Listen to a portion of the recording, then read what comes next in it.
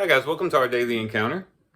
In Micah chapter 1 and verse 1, we get an introduction to this man by the name of Micah, who was a prophet. And there's not really a whole lot of information about Micah, except for what's found in this book. But it says in verse 1, "The word of the Lord came to Micah of Moresheth in the days of Jotham, Ahaz, and Hezekiah, kings of Judah, which he saw concerning Samaria and Jerusalem."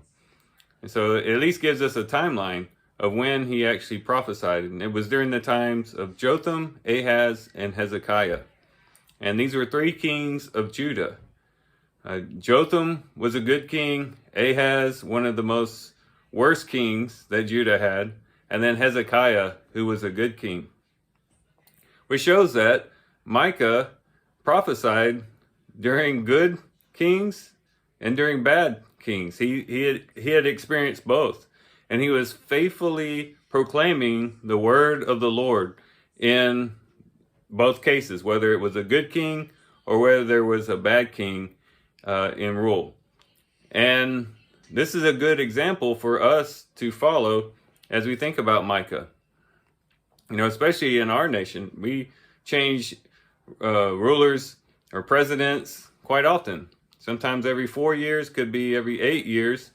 I was thinking about our group, and we've been around through 3 presidents.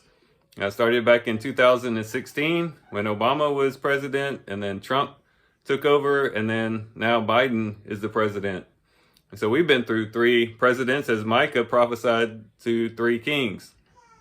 But the main point is that no matter who's in charge, no matter who's ruling over the nation, it's still up to God's people to proclaim God's word. And we should never be discouraged when perhaps a king or a ruler is over the nation that maybe we don't agree with, nor should it matter if we have one that we do agree with, that we can say, well, you know, we have this person in charge now we can sit back and relax. Nor should we say, well, you know, this bad person is in charge and say, well, all is hopeless. There's no use even trying. Micah proclaimed God's word no matter who was in charge. And it's up to us to do the same.